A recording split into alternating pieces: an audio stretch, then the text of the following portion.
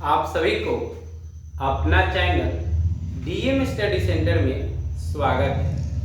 जैसा कि हमारे प्रिय विद्यार्थी जो इस बार 11th-12th में जो 12th का जो इस बार रिजल्ट आया है, आर्ट्स, साइंस, कॉमर्स, तो अभी यहाँ से बहुत सारे विद्यार्थी का एक क्वेश्चंस आते हैं मन में कि अब इसके आगे हमें किस क्षेत्र में जाना है। और ऐसे बहुत सारे अभिभावक अपने बच्चे के साथ भी चिंतित रहते हैं क्योंकि वह सही समय से डिसीजन नहीं ले पाए हैं कि अभी तक क्या हमें बच्चों को कराना है। और बच्चे भी ऐसे बहुत सारे हैं जो अभी तक डिसीजन नहीं ले, खासकर वैसे अभिभावक, वैसे विद्यार्थी हैं जो ग्रामीण परिवेश से बिलोंग कर रहे हैं। बहुत सारे बच्चे और बहुत सारे अभिभावक ऐसे भी हैं जब वह 11th-12th के लिए बच्चे को जब एडमिशन लेते हैं 12th में, उसी टाइम उन्होंने अपने बच्चे का एक किस क्षेत्र में बच्चे को भेजना है वो डिसीजन ले लेते हैं। और बहुत सारे ऐसे हैं जिनको सही मार्गदर्शन की नहीं मिल पाता है, जिस कारण से उन्होंने डिसीजन नहीं लेते हैं।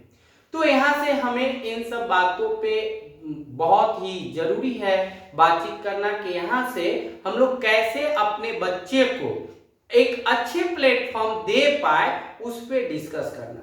तो सबसे बड़ी बात है कि जब हम बच्चे को जब 12th के लिए 11th-12th के लिए जब एडमिशन लेते हैं तो उसी समय हमारा पैटर्न जो है वह क्लास 10th के बाद चेंज हो जाती है। जैसा कि हम पढ़ते हैं तो साइंस लेते हैं, जो 12th-11th करने जा रहे हैं तो उनको पहले ही डायग्राम क्लियर हो जाता है कि साइंस से है बच्चे, आर्ट्स से है और कॉमर्स से है।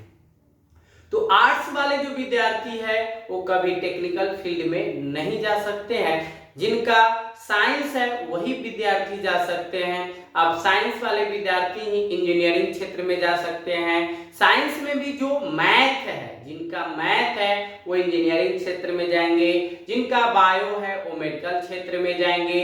और आर्ट्स और कॉमर्स से बहुत सारे ऐसे विद्यार्थी जो कॉम्पिटिटिव क्षेत्र में आते हैं। तो हमें एक टेक्निकल कोर्स होता है और एक नॉन टेक्निकल कोर्स होते हैं। तो टेक्निकल और नॉन टेक्निकल दोनों के बारे में हम अपने बच्चों को गाइड कर सकते हैं। बच्चे बहुत सारे जान भी रहे हैं, बहुत नहीं भी जान रहे हैं, तो जो ना जान रहे हैं उनके लिए बहुत ही जरूरी है। तो सबसे पहली बात, जब आज के क्षेत्र में टेक्निकल फील्ड की बहुत ही रिक्वायरमेंट है। टेक्निकल अगर आप किए हुए हैं टेक्निकल कोर्स तो आपका रास्ता बिल्कुल आगे क्लियर है। अगर नॉन टेक्निकल क्षेत्र है तो नॉन टेक्निकल क्षेत्र में आपको बता दे कि आपको कॉम्पिटिटिव एग्जाम्स ही क्वालिफाई करना होगा। और कॉम्पिटिटिव एग्जाम्स में अभी आज के दौर में कॉम्पिटिटिव दिन प्रतिदिन जो है टॉप होते जा रहा है। और टॉप होने का सबसे बड़ा रीजन है, जितना जनसंख्या बढ़ रहा है उतना ज्यादा प्रतियोगिताएं, परीक्षाएं में चेंजिंग होते आ रहा है। और एक समय के अकॉर्डिंग मतलब ये सब होता ही है, जो हमारा प्राकृतिक का जो दिया हुआ चीज है। तो चलिए सभी बातों को देखते हुए अभी हमें इस मुद्दा पे बात करना है कि अगर जो विद्यार्थी बायोलॉजी वाले हैं और बायोलॉजी से अगर वह अपने भविष्य को मेडिकल के क्षेत्र में अगर ले जाना चाह रहे हैं तो वैसे विद्यार्थी के लिए बहुत सारे कोर्सेज है मेडिकल में। जैसे एक निम्न स्तरीय से बात कीजिए, जैसे एएनएम हो गए। हर विद्यार्थी जो मेडिकल में जाने चाहते हैं तो वह नीट क्वालिफाइड तो नहीं कर पा रहे। नीट तो वही विद्यार्थी क्वालिफाई कर पाएंगे जिनको 6 से आपको 12th तक अगर बेस मजबूत है, तभी आप नीट क्वालिफाई कर पाइएगा, तभी जाकर आप एक एमबीबीएस की तैयारी कर पाएंगे। और अन्य प्रकार के जैसे कोई आई स्पेशलिस्ट, कोई हार्ट स्पेशलिस्ट बन पाएंगे। तो इनके लिए तो आपको नीट क्वालिफाई कीजिएगा, तभी जाके आपको सरकारी कॉलेज या प्राइवेट कॉलेज में आपको रैंक के अकॉर्डिंग एडमिशन होगा। तो इन सब के लिए आपको सबसे पहले तो 12th में अगर आप बायोलॉजी लिए हैं और जो बायोलॉजी वाले विद्यार्थी जो इस बार पास आउट हुए तो आपको अगर किन्हीं को नीट क्वालिफाई कर पाइएगा तभी जाकर आप एक कोर्सेज के लिए आप सिलेक्शन हो पाइएगा। तो वैसे विद्यार्थी, बहुत सारे ऐसे विद्यार्थी हैं जो यह नहीं कर पाते, तो उनके लिए बहुत सारे भी कोर्सेज हैं, एएनएम है, जीएनएम है, और आपका जीएनएम है, बीएससी नर्सिंग है, बीएससी एग्रीकल्चर है, ठीक है। तो इस तरह से भी आपके पास कोर्सेज हैं, तो घबराना बिल्कुल नहीं है।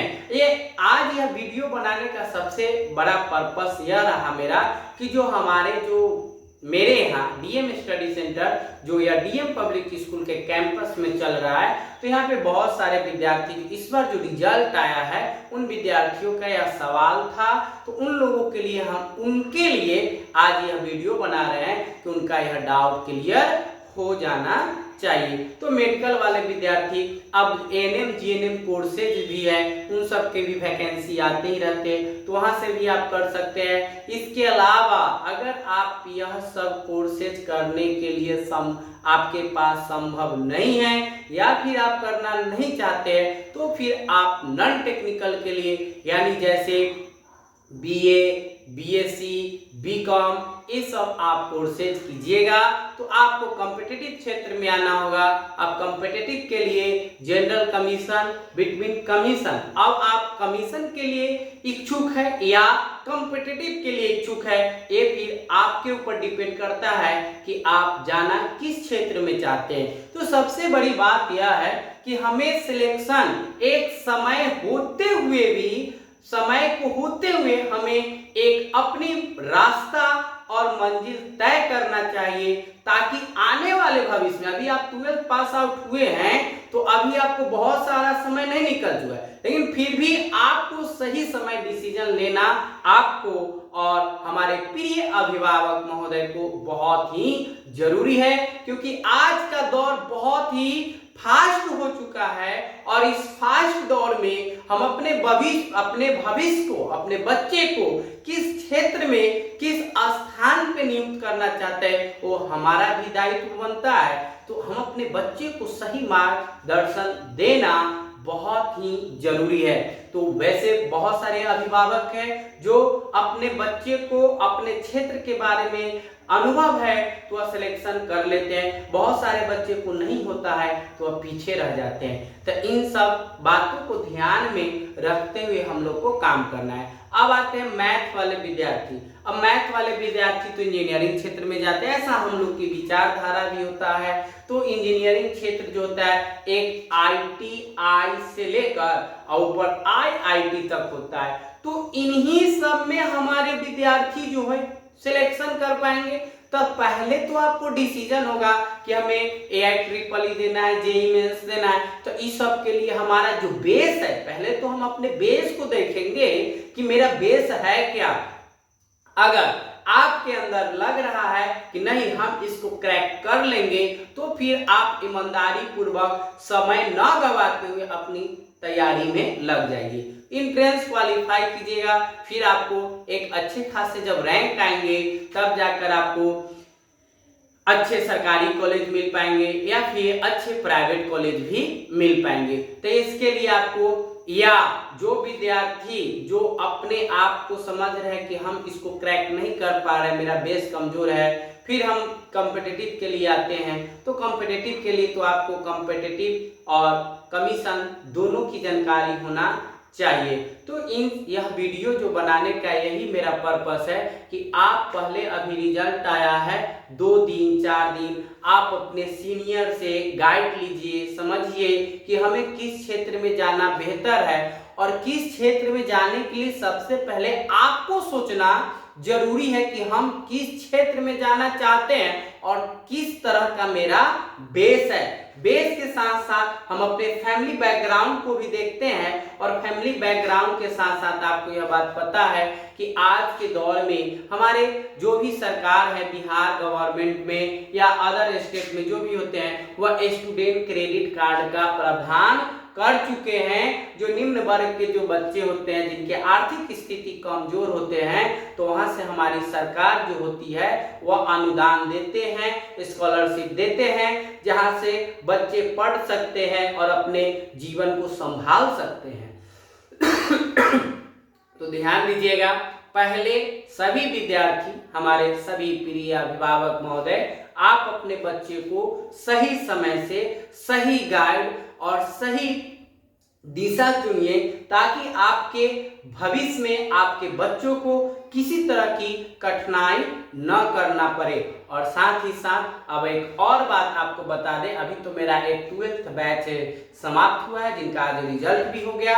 अब मेरा दूसरा बैच 12th का बैच स्टार्ट है, जिसका जो समय है सुबह 6:30 बजे से लेकर 10 बजे तक बैच चलते हैं। और हमारे यहाँ सभी सब्जेक्ट के फैकल्टी जो है बहुत ही अनुभवी और आ रहे हैं, पढ़ा रहे हैं। तो आप ही आकर, जो न्यू विद्यार्थी जो इस बार 12th में गए हैं वह आकर क्लास को ज्वाइन कर सकते हैं। और साथ ही वैसे विद्यार्थी जो इस बार क्लास 10th एग्जाम दिए, इस बार क्लास 10th एग्जाम दिए है, वह भी विद्यार्थी, उनका बैच जो है अब स्टार्ट होने ही वाला है। वो भी हम आपको नेक्स्ट वीडियो में नोटिफिकेशन बता देंगे। तो उनका ऑफलाइन क्लास शुरू हो रहा है, उसका भी टाइमिंग सुबह के 6 बजे से लेकर 10 बजे तक होंगे, जिसमें आपको साइंस के सभी एक्सपर्ट टीचर के द्वारा आपको पढ़ाया जाता है। तो हमारे डीएम स्टडी सेंटर में आपको बोर्ड लेवल की पढ़ाई एक बेहतर ढंग से दिया जाता है।